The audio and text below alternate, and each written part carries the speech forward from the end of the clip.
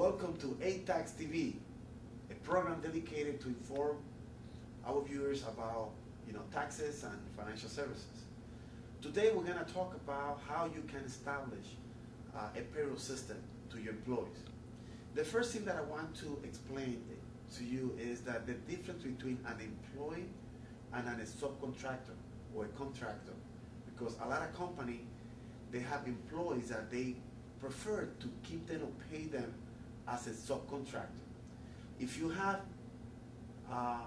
people that are working and providing services to you as a business owner, and they are getting orders directly for you, they have a fixed working schedule, they work from 9 to 5 every day in a regular basis, and you pay them a fixed amount in a weekly or bi-weekly basis, those type of people are not a subcontractor, they are your employees. Therefore, you need to be able to set it up properly in your system so you don't get fines or you don't get in trouble with the Department of Labor. Now, if you have people that they are working in an independent way, people, let's say you call somebody to clean the carpet once a month, and that person come and perform the job, then for you, that's not an employee. For you, that is like a subcontractor because it's someone that is not there in a regular basis. That person is his or her own boss, and they do not get orders for you. You just hire them when you need them. Now, in order for you to establish a payroll system, there are a lot of companies out there that can provide that service to you. If you want to do it on your own, there are programs like QuickBooks and many other programs online that you can establish a payroll account on your own. I do not recommend that you do that because payroll is a very complex system, and you can really get in trouble if you don't do it right. The first thing that you need to remember is before you hire your employees or before you start hiring them, you need to be able to establish an account with the unemployment compensation and disability insurance.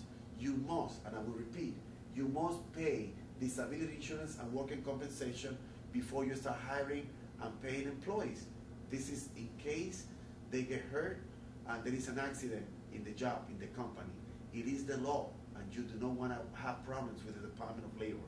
Second of all, you have to remember that out of every paycheck, there are some tax liability that have to be covered.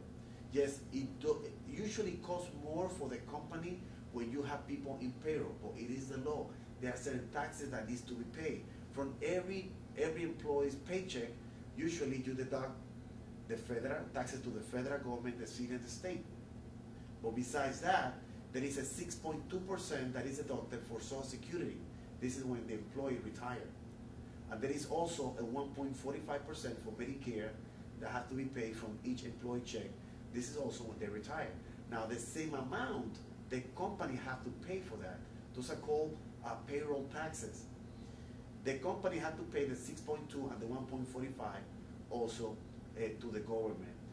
In reality, it costs more for the company to have people in payroll, but it is the right thing to do. And usually, I like to also advise that if you can also have the possibility to establish right now the way things are, if you can also help establish a health system, which is another topic that we're going to talk in another program, that will also complement to have employees happy. So establish a payroll services as soon as possible, do it right, do it well, and I'll see you